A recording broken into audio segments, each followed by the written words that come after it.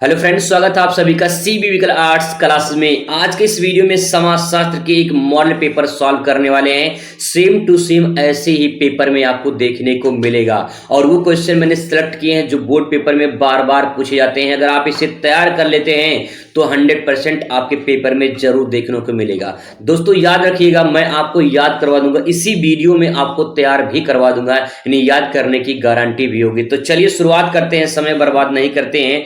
अगर आपको अच्छा लगेगा तो चैनल के साथ जुड़ सकते हैं, चैनल को सब्सक्राइब कर सकते हैं। तो सबसे पहले यहाँ पे मॉडल पेपर आप देख पा रहे हैं, इस प्रकार से मॉडल पेपर आपको देखने को मिलेगा और यहाँ पे कुछ निर्देश दिए गए हैं, निर्देश को आप पढ़ सकते हैं। ठीक है, हम लोग मेन मुद्दे पर आ जाते हैं। यहाँ पे देखिए 1 से 10 आपका बहुविकल्पीय सवाल रहेगा, फिर इसके बाद 1 से लेकर 11 आपका अति लघु सवाल रहेगा। ठीक है, फिर इसके बाद जो है लगभग 25 शब्दों में आपको आंसर देना होगा। फिर इसके बाद 21 से 26 लघु उत्तरीय प्रश्न रहेगा, इसमें 50 शब्दों में आपको आंसर देना होगा।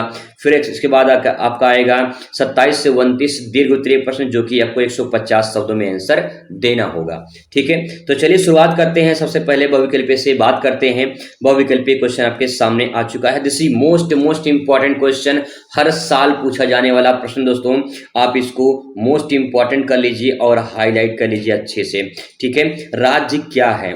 बहुत सारे किताबों में आपको अलग अलग आंसर मिल जाएगा, लेकिन मैं आपको बता दूं, मैंने भी कई सारी किताबों में देखा है, रिसर्च किया है, तो मुझे फाइनली मिला है कि राज्य एक संस्था है। ठीक है, राज्य क्या है? एक संस्था है। आपको अलग अलग आंसर मिल जाएगा, आप भी कमेंट करके बताइए कि राज्य क्या है। तो राज्य जो है एक संस्था है। ठीक है, एक संस्था के रूप में काम करता है। हर अपना अपना एक संस्था होती है हर राज्य की। ठीक है, उसी प्रकार से अपना वो काम करते हैं। तो राइट आंसर इसमें दूसरा हो जाएगा। क्वेश्चन नंबर दूसरा देखते हैं। ये भी बहुत किताबों में क्वेश्चन अलग अलग दिया है और बहुत ही मोस्ट इंपॉर्टेंट ये भी क्वेश्चन है, तो इसलिए मैंने यहाँ पे इसको इंडिकेट किया है। आप भी इसका आंसर प्रेजेंट करिएगा, एक बार कमेंट करिएगा, ताकि जो है इसको पूरा जो डाउट है उसको हम लोग क्लियर कर सकें। समाज क्या है? समाज एक अमूर्त है। ठीक है, कहीं कहीं पे दोनों लिखा है, कहीं कहीं मूर्ति लिखा हुआ है, लेकिन समाज जो है एक अमूर्त है। मैंने बहुत सारी किताबों में देखा है, तो मुझे पता चला कि समाज जो है एक अमूर्त है। आप भी कमेंट करके जरूर बताइए कि समाज क्या है। नेक्स्ट बात करते हैं। ये भी क्वेश्चन बहुत ही मोस्ट इंपॉर्टेंट है, जाति क्या है? इसको भी जो है आप हाईलाइट कर लीजिए। 3 क्वेश्चन जो हैं बहुत थोड़ा कंफ्यूजन वाले हैं और बहुत ही मोस्ट इंपॉर्टेंट दोस्तों आपके पेपर में जरूर देखने को मिलेगा। तो सबसे पहले जाति की बात करें तो जाति एक समूह है। ठीक है, जाति क्या है? एक समूह है और अपने समूह में रहकर लोग अपना काम करते हैं। हर जाति की एक समूह होती है। आपके जैसे गांव होगा ना, गांव में अलग अलग पूर्वा होता है और उस पूर्वा में उसी जाति के समूह के लोग रहते होंगे, तो ये पूरा एक जाति कहलाता है, समूह कहलाता है। ठीक है, ये 3 क्वेश्चन है, तीनों जो है ये बहुत ही मोस्ट इंपॉर्टेंट है, तीनों कंफ्यूजन वाले हैं। जहां तक मैंने पूरी कोशिश किया कि आपको सही तक जानकारी में पहुंचा सकूं। नेक्स्ट है, समाजशास्त्र किन 2 शब्दों से मिलकर बना है? This is most important question. ये पूछा गया था पिछली बार 2024 में, मतलब इसी बार 24 में पूछा गया है कि समाज किन 2 शब्दों से मिलकर बना है। यानी समाजशास्त्र जो है ये सोशियोलॉजी से बना है और सोशियोलॉजी लैटिन शब्द और ग्रीक शब्द से मिलकर बना है। लैटिन और ग्रीक शब्द से मिलकर बना है, इसको ध्यान रखेंगे। ठीक है, नेक्स्ट आपके सामने है अगला क्वेश्चन। पंचायती राज व्यवस्था की स्थापना कब हुई थी? ये भी थोड़ा सा कंफ्यूजन वाला सवाल है, डिपेंड करता कि आपके ऑप्शन में क्या दिया है। देखिए, पंचायती राज व्यवस्था के बारे में बात करें, किसकी स्थापना हुई थी जो है 1959 में। ठीक है, आइए थोड़ा सा इसके बारे में एक्सप्लेन कर देते हैं ताकि आपका डाउट जो है क्लियर हो जाए। यहाँ पे देखिए मैंने लिखा है, सबसे पहले बात करें उत्तर प्रदेश में पंचायतों की जो स्थापना है वो 15 अगस्त 1949 को हुआ था। अगर यूपी की बात करें तो यूपी में पंचायतों की व्यवस्था 15 अगस्त 1949 को हुआ था। ठीक है, यूपी में।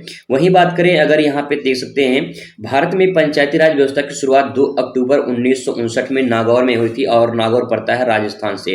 राजस्थान से ही शुरुआत होती पंचायती राज व्यवस्था की, तो यहाँ पे ये ध्यान रखेंगे। इसके बाद पंचायती राज व्यवस्था संविधान के 73वें संविधान संशोधन में एक अधिनियम लाया गया। फिर इसके बाद 1992 में जो है पंचायती राज व्यवस्था को जगह मिली। तो डिपेंड ये करता कि पूछा क्या जा रहा है, वैसे राइट आंसर आपका यही होगा। अगर पूछता है कि भारतीय किस संविधान संशोधन में पंचायती राज व्यवस्था का स्थापना की गई है, तो जवाब होगा 1992। लेकिन अगर क्वेश्चन पूछा है कि जो है पंचायती राज व्यवस्था की स्थापना कब की गई, तो राइट आंसर क्या हो जाएगा? 1959 हो जाएगा। ठीक है, आई होप आपका कंफ्यूजन दूर हो चुका होगा। नेक्स्ट बात करते हैं यहाँ पे क्वेश्चन नंबर अगला क्वेश्चन है नेक्स्ट। पंचायती राज व्यवस्था में कितने स्तर होते हैं? तो इसमें 3 स्तर होता है। अगर पंचायती राज व्यवस्था की बात करें 3 स्तर होता है इसमें। पहला होता है ग्राम पंचायत, ठीक है, ग्राम पंचायत। दूसरा होता है आपका यहाँ पे क्षेत्र पंचायत, ठीक है, क्षेत्र पंचायत। और तीसरा होता है यहाँ पे जिला पंचायत, ठीक है, जिला पंचायत। ग्राम पंचायत में जो मुखिया होता है वो ग्राम प्रधान होता है, क्षेत्र पंचायत में बीडीसी होते हैं, और जिला पंचायत में जिला पंचायत सदस्य होते हैं। जिला पंचायत जब सदस्य जीत जाते हैं तो जिला अध्यक्ष का चुनाव करते हैं, और जब बीडीसी, जो क्षेत्र पंचायत के बीडीसी होते हैं, जब बीडीसी जीत जाते हैं तो वो अपने ब्लॉक प्रमुख का चयन करते हैं, ठीक है। तो इस पूरे प्रोसेस को आप समझ पाए होंगे। तो पंचायती राज व्यवस्था 3 स्तर में डिवाइड है, ठीक है। नेक्स्ट बात करते हैं, यहाँ पे क्वेश्चन नंबर नेक्स्ट है, संस्कृतिकरण की अवधारणा किसने दी है? तो संस्कृतिकरण की अवधारणा एम श्रीनिवास ने दिया है। इंपॉर्टेंट है, इसको ध्यान रखेंगे। नेक्स्ट दोस्तों आपके सामने आ चुका क्वेश्चन, यहाँ पे क्वेश्चन है जनसंख्या वृद्धि के सिद्धांत से कौन सा संबंधित है? तो जनसंख्या वृद्धि के सिद्धांत में जो है माल्थस ने एक जनसंख्या संबंधी सिद्धांत को प्रतिपादन किया है, तो इसमें राइट आंसर माल्थस हो जाएगा, ठीक है। नेक्स्ट बात करते हैं, क्वेश्चन नंबर अगला आपके सामने है, यहाँ पे बहुत ही मोस्ट इंपॉर्टेंट है, ब्रह्म समाज की स्थापना किसने की थी? तो ब्रह्म समाज की स्थापना राजा राम मोहन राय ने की थी, ठीक है।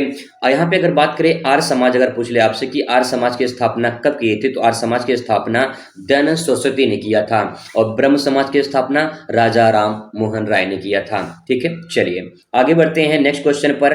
नेक्स्ट क्वेश्चन आपके सामने है, चिपको आंदोलन की शुरुआत किसने की थी? तो चिपको जो आंदोलन है इसकी शुरुआत सुंदरलाल बहुगुणा ने की थी। ये उत्तराखंड से शुरुआत हुआ था, और जो है ये चिपको आंदोलन जो था एक तरह से पेड़ों के संरक्षण को लेकर ये आंदोलन चलाया गया था सुंदरलाल बहुगुणा के द्वारा, और ये जो है उत्तराखंड में वन संरक्षण से संबंधित था, ठीक है। चलिए बात करते हैं नेक्स्ट, आपके सामने आ चुका है अब यहाँ पे अति लघुत्तरीय प्रश्न। अति लघुत्तरीय प्रश्न में देखिए थोड़ा समझने की कोशिश करिएगा, मैं आपको पूरा कोशिश करूंगा समझाने में। क्वेश्चन आपके सामने है, वर्ग से आप क्या समझते हैं? ठीक है, वर्ग से क्या आप समझते हैं? तो भैया यहाँ वर्ग की बात करें तो देखिए वर्ग क्या होता है इसको समझना है हमें, ठीक है। वर्ग जो है ये अर्जित स्थिति पर आधारित होता है। वर्ग अर्जित स्थिति पर आधारित होने का मतलब ये है कि वर्ग को प्राप्त किया जा सकता है, ठीक है। जैसे होता है उच्च वर्ग, ठीक है, उच्च वर्ग होता है, या होता है एक मध्यम वर्ग, एक निम्न वर्ग होता है। तो जो वर्ग होता है ना उसे प्राप्त किया जा सकता है। जैसे एक पोस्ट होता है, जैसे मान लो जो है आईएएस का पोस्ट होता है, तो आईएएस का पोस्ट एक उच्च वर्ग पोस्ट है, तो इसे क्या प्राप्त किया जा सकता है? हाँ बिल्कुल प्राप्त किया जा सकता है। भाई कोई मेहनत करेगा, तैयारी करेगा तो आईएएस बन जाएगा, तो उच्च वर्ग में आ जाएगा वो, ठीक है। लेकिन जो चपरासी है, जो कोई चपरासी की नौकरी कर रहा है वो निम्न वर्ग में आ जाएगा।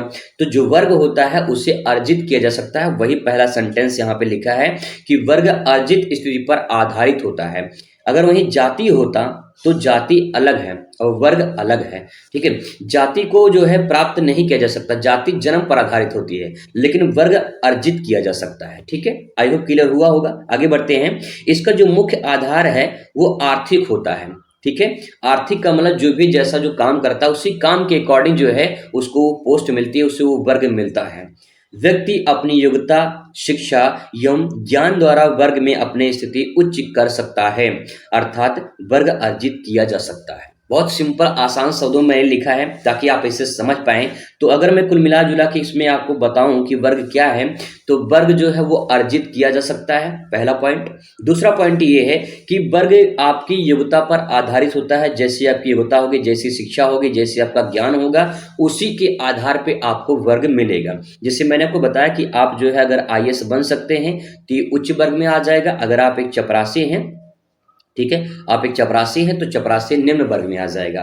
लेकिन नौकरी दोनों है, भाई नौकरी कर रहे हैं, लेकिन सवाल ये है कि एक उच्च वर्ग की नौकरी है, एक निम्न वर्ग की नौकरी है, तो वही यहाँ पे वर्ग अर्जित किया जा सकता है। जो भी आपकी योग्यता होगी, जो भी आपकी क्षमता होगी, यानी शिक्षा होगी, जो भी आपका ज्ञान होगा, उससे आप वर्ग अर्जित कर सकते हैं, ठीक है। चलिए आई होप आपको समझ में आ चुका होगा।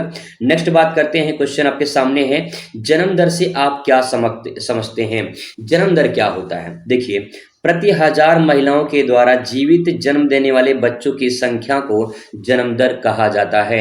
जन्म दर भी सिंपल भाषा में तैयार कर सकते हैं कि प्रति हजार, एक वर्ष में प्रति हजार महिलाओं के द्वारा जितने जीवित जन्म देने वाले बच्चों, मरने वालों के नहीं, जीवित जन्म देने वाले बच्चों की जो संख्या होती है उसी को जन्म दर के नाम से जाना जाता है। सिंपल परिभाषा है, आसान शब्दों में प्रेजेंट कर सकते हैं। ठीक है, चलिए बात करते हैं अगले क्वेश्चन पर। अगला क्वेश्चन बहुत ही मोस्ट इंपॉर्टेंट है, जनजाति को परिभाषित कीजिए। अब दोस्तों देखिए, जनजाति क्या होता है। आपके एरिया में जनजाति लोग रहते होंगे, हो सकता है ना, नहीं रहते होंगे तो आइए समझने की कोशिश करते हैं, समझ में आ जाएगा। जनजाति एक ऐसा मानव समाज है जो अपने एक भाषा, रीति रिवाज और विश्वास और संस्कृति को साझा करती है। जो जनजाति के लोग होते हैं ना, वो ज़्यादातर आपको आदिवासी लोग दिखाई देंगे, यानी कहने का मतलब कि जंगलों के आसपास ये दिखाई देते हैं। ठीक है, और इनका जो अपनी भाषा होती है वो अलग होती है, जिनका रीति रिवाज होता है वो अपना अलग होता है, इनका विश्वास, संस्कृति जो होती है अपनी अलग संस्कृति होती है। कहने का मतलब ये है कि इनमें जो भी इनके रीति रिवाज, जो भी संस्कृति होती है पूरी हट के होती है, अलग होती है। ठीक है, और भारत के अलग अलग राज्यों में ये जनजाति निवास करते हैं। ठीक है, यहाँ पे परिभाषा दे देते हैं मजूमदार के अनुसार, लिखेंगे, मजूमदार ने लिखा है, जनजाति परिवार का ऐसा समूह है, जनजाति परिवार का ऐसा समूह है, यानी जनजाति क्या है, एक समूह है। ठीक है, ये भी एक समूह है, ऐसा समूह है जिसका निश्चित भूभाग होता है। इनका एक निश्चित एरिया होता है, उसी एरिया में रहते हैं। ठीक है, इनका एक पूरा अपना क्षेत्र होता है, पूरा अपना एक जो है एरिया होगा, उसी में अपना जो है कवर करके रहते हैं, तो निश्चित भूभाग में रहते हैं। पहला पॉइंट, जनजाति परिवार का एक समूह होता है। दूसरा पॉइंट, निश्चित भूभाग में होते हैं। तीसरा पॉइंट है, इनका विवाह, व्यवसाय, रीति रिवाज और उनकी संस्कृति एक निश्चित व्यवस्था होता है। मतलब ये है कि उनकी अपने एक विवाह की अलग तरीका होता है, अपना एक व्यवसाय का अलग तरीका होता है, अपने रीति रिवाज की अलग तरीका होता है। ये सब जो है जनजाति के प्रकार माने जाते हैं, जनजाति की विशेषता मानी जाती है, जिसमें मजूमदार ने बहुत आसान शब्दों में समझाया है। ठीक है, नेक्स्ट आपके सामने है क्वेश्चन, राज्य की व्याख्या कीजिए। आखिर राज्य क्या है, आइए समझते हैं इसको। राज्य क्या है? राज्य शब्द अंग्रेजी में स्टेट का, राज्य शब्द को अंग्रेजी में स्टेट कहा जाता है। यह शब्द लैटिन भाषा के स्टेटस से बना है, लैटिन भाषा के स्टेटस से बना है, और स्टेटस शब्द का अर्थ होता है दूसरे की तुलना में उच्च। ठीक है, दूसरे की तुलना में उच्च, ये राज्य का अर्थ है, स्टेटस का अर्थ है। देखिए, जब आप जो है अपने व्हाट्सएप पे स्टेटस लगाते हैं या फिर कहीं भी स्टेटस लगाते हैं, तो स्टेटस आप वो लगाते हैं जो आपकी सबसे उच्च क्वालिटी की वीडियो फोटो होती होगी, उसी को लगाते हैं स्टेटस। यानी जो कुछ अलग होता है, जो कुछ यूनिक होता है, उसी को स्टेटस लगाते हैं। तो राज्य भी क्या होता है, दूसरे की तुलना में उच्च होता है, उसी को राज्य, स्टेट का नाम दिया गया है। ठीक है, आइए डिटेल में और समझने की कोशिश करते हैं। राज्य शब्द का सर्वप्रथम प्रयोग इटली के महान विद्वान मैकियावेली ने किया था। ये क्वेश्चन बहुविकल्प में पूछ सकता है कि राज्य शब्द का सर्वप्रथम प्रयोग किसने किया था, तो आपका जवाब होगा जो है इटली के महान विद्वान मैकियावेली ने किया था। ठीक है, नेक्स्ट आपके सामने क्वेश्चन है, सामाजिक सर्वेक्षण जो है को परिभाषित कीजिए। सामाजिक सर्वेक्षण क्या है, आइए इसको समझने की कोशिश करते हैं। सामाजिक सर्वेक्षण वैज्ञानिक अध्ययन की एक प्रमुख समाजशास्त्रीय विधि है। सामाजिक सर्वेक्षण क्या है, वैज्ञानिक पद्धति पर अध्ययन करने की एक विधि है। ठीक है, जिसके द्वारा सामाजिक जीवन, सामाजिक संबंध हो अथवा सामाजिक दशाओं की बड़ी सावधानी पूर्वक जांच किया जाता है। सामाजिक सर्वेक्षण, सर्वेक्षण का मतलब जांच करना। कहाँ जांच करना, समाज में जांच करना। किस प्रकार का जांच करना, जैसे सामाजिक संबंध कैसे हैं, क्या जो समाज में लोग रहते हैं उनमें संबंध अच्छे होते हैं या बुरे होते हैं। आज के दिन में संबंध बुरे हैं, मतलब कि खराब हो रहे हैं, संबंध अच्छे नहीं हैं। आप ही के एरिया में, आप ही के गांव में ऐसे बहुत सारे लोग होंगे जो एक दूसरे से मतलब नहीं रखते हैं, यानी सामाजिक संबंध अब दूरी बना रहा है। जैसे जैसे सोशल मीडिया का जमाना और आगे बढ़ रहा है, लोग एक दूसरे से दूरी बनाते चले जा रहे हैं, और एक दूसरे से जो मिल रहे हैं वो सोशल मीडिया पे मिल रहे हैं। लोगों के पास इतना वक्त नहीं है कि वो जाके एक दूसरे से मिलें और अपना जो है वक्त बिताएं, 2 मिनट बैठकर बातें करें। अगर बैठकर बातें भी करते हैं, मिलते भी हैं, तो बातें नहीं हो पाती हैं, बल्कि एक दूसरे को अपना जो है अपना मोबाइल लेकर बैठे रहते हैं, और फिर एक दूसरे से जो बातें हैं वो बातें नहीं हो पाती हैं, वो सोशल मीडिया पर बातें होती हैं। तो ये सामाजिक संबंध जो है कहीं प्रभाव पड़ रहा है। सामाजिक दशा, कैसी सामाजिक दशा है, इन सब की जांच की जाती है, इनका सर्वेक्षण किया जाता है, ताकि जो है आने वाले दिनों में समाज को सुधार किया जा सके। ये पूरा सर्वेक्षण किया जाता है। तो ये प्रकार से आप इसे लिख सकते हैं। ठीक है, नेक्स्ट है आपका औद्योगिकीकरण का क्या तात्पर्य है। देखिए, औद्योगिकीकरण का संबंध यांत्रिक उत्पादन से होता है। कहने का मतलब ये है कि जब औद्योगिकीकरण होगा, उद्योगों का विकास होगा, तो लोगों को रोजगार मिलेगा। जब लोगों को रोजगार मिलेगा तो लोगों को आवश्यकताओं की पूर्ति होगी और लोग विकास करेंगे। तो कहने का मतलब ये है कि औद्योगिकीकरण अच्छा है, ये समाज के हित के लिए होता है। इस प्रक्रिया में कल कारखानों का निर्माण, बड़ी बड़ी फैक्ट्रियों की स्थापना होती है। इनके द्वारा उत्पादित वस्तुएं होती हैं जिनमें मानवीय कार्यों को आसान बना देती है। उद्योगों के विकास में बड़ी बड़ी फैक्ट्री लगेगी, मशीन बड़ी बड़ी आएंगी, तो वहाँ पे जो मशीन से काम होंगे वो मानव के काम आसान कर देती हैं। मानव को रोजगार मिलेगा, उनकी आवश्यकताओं की पूर्ति होंगी। तो औद्योगिकीकरण से भी मानव का विकास होता है, यानी समाज का भला होता है और सामाजिक के ही हित के लिए कार्य किए जाते हैं। ठीक है, तो इस पॉइंट को आप लिख सकते हैं आसानी से, कोई दिक्कत नहीं है। अगर समझ जाएंगे तो लिख ले जाएंगे, अगर समझ नहीं पाएंगे तो 2 लाइन भी नहीं लिख पाएंगे। इसलिए समझने की कोशिश करिएगा दोस्तों, आपको पूरा समझ में आ जाएगा। नेक्स्ट है आधुनिकीकरण की 3 विशेषताएं बताइए। 3 विशेषता बताना है, तो आइए देखते हैं इसकी कौन कौन सी 3 विशेषता हैं। आधुनिकीकरण मतलब कि भैया मॉडर्न जमाना हो रहा है। मॉडर्न जमाने में देखिए नगरीकरण का सबसे बड़ा विकास होता है, नगरीकरण होता है और औद्योगिकीकरण का विकास होता है। ठीक है, और इसके बाद जो है यहाँ पहला पॉइंट छूट गया था।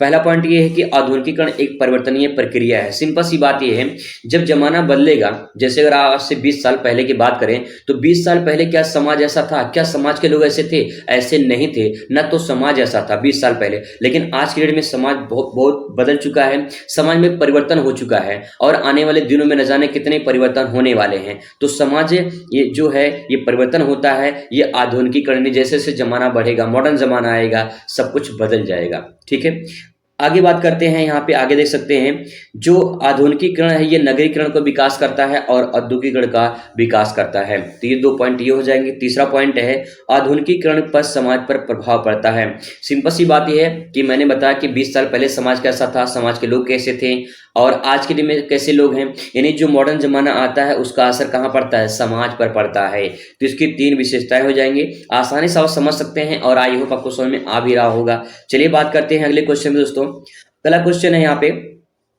स्वतंत्रता के बाद भारतीय ग्रामीण समाज में 3 प्रमुख बदलावों का उल्लेख कीजिए। जब देश आजाद हुआ तो ग्रामीण समाज में क्या परिवर्तन आया? पहले भारत बहुत एक तरह से गरीब था, जब देश अंग्रेजों का गुलाम था, तो इस तरह से गरीबी में लोग जीवन व्यतीत करते थे, बहुत अत्याचार होते थे उन सभी लोगों के साथ में, जो ग्रामीण थे, जो किसान थे, जो मजदूर थे। अब समाज जब बदल चुका है, यानी जब देश आजाद हो चुका है, तो कौन कौन से बदलाव हुए उन्हीं को हमें यहाँ पे समझना है। तो सबसे पहले समझते हैं यहाँ पे, स्वतंत्रता के बाद ग्रामीण क्षेत्रों में सामाजिक संबंधों की प्रकृति में अनेक प्रभावशाली परिवर्तन हुए हैं। इसका सबसे बड़ा उदाहरण हरित क्रांति है। हरित क्रांति ग्रामीण समाज में बहुत बड़ा परिवर्तन लेकर आया था। जब ये हरित क्रांति आया था उस टाइम पे, तो हरित क्रांति से बहुत सारे लोगों की आवश्यकताओं की पूर्ति हुई थी। तो कहने का मतलब ये है, ये सबसे बड़ा कारण माना गया हरित क्रांति। इसमें क्या क्या सुधार हुए हैं, तो देखिए पहला पॉइंट, कृषि श्रमिकों में स्थिति में सुधार हुआ। जो कृषि श्रमिक थे, पहले उनकी स्थिति अच्छी नहीं थी, लेकिन बाद में जो है उनकी स्थिति अच्छी हुई, सुधार हुआ थोड़ा सा। ठीक है, तो कहने का मतलब ये है कि जो पहले कर देना पड़ता था अब कर नहीं देना पड़ता है। ठीक है, ये सुधार हुआ इसमें। कृषि में जमींदार द्वारा लगाए जाने वाले जो कर होते थे उससे छुटकारा मिल गया। पहले कृषि में चाहे उत्पादन हो या ना हो, जब अंग्रेज यहाँ पे शासन करते थे तो भारत के जो किसान थे, जो भी उत्पादन करते थे, उनको कर देना पड़ता था, चाहे फसल उत्पादन हो या ना हो। अगर वो अंग्रेज कर लगा दिए हैं, टैक्स लगा दिए हैं, तो कर देना पड़ता था। तो ये सबसे बड़ी समस्या थी, ये सुधार हुआ। गहन कृषि, मिश्र कृषि आदि को बढ़ावा मिला। गहन कृषि का मतलब क्या होता है? गहन कृषि का मतलब बड़े बड़े क्षेत्रों में कृषि करना और ज़्यादा से ज़्यादा कृषि करना। मिश्र कृषि का मतलब मिक्स कृषि करना, मतलब कि जैसे कि गेहूं बोते हैं तो गेहूं साथ जौ, सरसों, चना, गेहूं, सरसों, मटर, ये सब बोया जाता है, तो ये मिश्र कृषि के अंतर्गत आता है। तो इन सबका बढ़ावा मिला है। तो ये 3 पॉइंट आप आराम से लिख सकते हैं और अगर आप गाँव से संबंधित होते हैं ना तो आप आसानी से प्रेजेंट कर पाएंगे। नेक्स्ट है उदारीकरण की अवधारणा क्या है? उदारीकरण क्या है, इस बात को हमें समझना है। तो देखिए उदारीकरण क्या होता है। सबसे पहले लिखेंगे यहाँ पे उदारीकरण का अर्थ है ऐसे नियंत्रण में छूट देने से है जिससे आर्थिक विकास को बढ़ावा मिले। अब सिंपल सी बात यह है, उदारीकरण का मतलब ये है छूट देना। जैसे मान लीजिए आप सामान खरीदने गए, ठीक, कोई सामान, मान लीजिए कोई आपने सामान खरीदा, 1,000 रुपये का सामान था, अपने दुकानदार से कहा भैया कुछ छूट छोड़ दीजिए, ठीक है। दुकानदार ने कहा कि भैया चलिए हम 800 रुपये हम आपको सामान दे देते हैं। अब 800 रुपये में आपने सामान ले लिया, आपका फायदा कितने को हुआ, 200 रुपये का, ठीक है। अगर 1,000 में आप ले लेते तो क्या आपको फायदा मिलता, नहीं मिलता, लेकिन 800 में आप लिए हैं तो आपको 200 रुपये का फायदा मिला है। इसका मतलब ध्यान रखेंगे, दुकानदार को भी फायदा हुआ होगा, तभी तो दुकानदार दिया है, आपको भी फायदा हुआ, दुकानदार को भी फायदा हुआ। इसी को प्रक्रिया को उदारीकरण के नाम से जाना जाता है, यानी छूट देना, ठीक है। वही बात यहाँ पे लिखा गया है, जिससे आर्थिक विकास को बढ़ावा मिल सके, ठीक है। उदारीकरण में सभी प्रक्रियाएं शामिल होती हैं जिनके द्वारा किसी देश के आर्थिक विकास में बाधा पहुंचाने वाले आर्थिक नीतियां, नियम और प्रशासन नियंत्रण को समाप्त किया जा सकता है। जैसे मान लो यूपी है, ठीक है, यूपी है, यूपी से कोई वस्तु अगर कोई खरीदता, मान लो बिहार, ठीक है, मान लो बिहार, अगर यूपी से कोई वस्तु बिहार के लोग खरीदते हैं, ठीक है, और जब बिहार से खरीदेंगे तो स्टेट से स्टेट में टैक्स लगता है, जिसे SGST बोलते हैं, ठीक है। अगर SGST में अगर छूट दे दिया जाए, अगर थोड़ा सा उसमें जो नीति है, जो नियम है, उसको कम कर दिया जाए या हटा दिया जाए तो ज़्यादा से ज़्यादा व्यापार होगा और ज़्यादा से ज़्यादा लोग उसको रोजगार पाएंगे। तो कहने का मतलब ये है कि जो नीति है, जो नियम है, जो प्रशासनिक नियंत्रण है, उसको समाप्त कर देना या कम कर देना ही उदारीकरण के नाम से जाना जाता है, ठीक है। आई होप आपको समझ में आया होगा। चलिए बात करते हैं अगला क्वेश्चन, सामाजिक आंदोलन को परिभाषित कीजिए। तो सामाजिक आंदोलन को कैसे परिभाषित करेंगे, इसमें लिखेंगे सामाजिक आंदोलन में, सामाजिक आंदोलन समाज में परिवर्तन लाने के लिए किए जाते हैं। यह आंदोलन अपने समाज में परिवर्तन लाने के लिए साथ साथ एक दूसरे समाज में परिवर्तन लाने की प्रेरणा भी देता है। अगर मान लीजिए हिंदू समाज कोई परिवर्तन लाता है, कोई आंदोलन करता है जिससे हिंदू समाज में परिवर्तन होता है, तो मुस्लिम समाज को भी परिवर्तन होता है। जैसे मान लो दहेज प्रथा है, या फिर कोई ऐसी कुरीतियां हैं, कोई समाज में ऐसी बुराई है जिसके लिए, जैसे छुआछूत हो गया या फिर और कोई बुराई हो गई, अगर उसके लिए आंदोलन किया जाता है तो समाज में सभी वर्गों को मदद मिलती है, सभी वर्गों का जो है सहायता मिलता है। तो कहने का मतलब ये है कि सामाजिक आंदोलन आज से नहीं हो रहे हैं, प्राचीन काल से, मतलब इतिहास ही गवाह है कि सामाजिक आंदोलन हो रहे हैं और आने वाले दिनों में सामाजिक आंदोलन होते रहेंगे अगर कोई भी ऐसी कुरीतियां या बुराइयां समाज में होती है तो, ठीक है। भारत में ऐसे कई सारे सामाजिक आंदोलन हुए हैं जिन पर समाज का फायदा हुआ है। तो आसानी से लिख सकते हैं, समाजशास्त्र में कुछ चीजें हैं जो आप बनाकर भी लिख सकते हैं और पूरा नंबर मिलेगा, लेकिन बनाने की कला होना चाहिए कि कैसे आप उसे बनाएंगे, ठीक है। अब दोस्तों आपके सामने यहाँ पे लघु उत्तरीय प्रश्न आ चुका है और लघु उत्तरीय प्रश्न जो कवर करेंगे हम लोग अगली वीडियो में कवर करेंगे, ताकि जो है आप अच्छे से समझ पाए और जो है आपका पूरा टाइम, मतलब कि जो टाइम है उसे आप सही सदुपयोग करें, आप बोर भी ना हो, ठीक है। ये सारे क्वेश्चन आपके सामने मैं लेकर आया हूँ और अच्छे तरीके से पढ़ाऊंगा, समझाऊंगा, ताकि आपको समझ में आ जाए। ये सारे क्वेश्चन हम लोग कवर किए हैं। अगर इसका PDF आपको चाहिए तो PDF के लिए जो है आपको टेलीग्राम ज्वाइन करना पड़ेगा, टेलीग्राम को ये PDF भेज देंगे। चलिए मिलते हैं नेक्स्ट वीडियो में।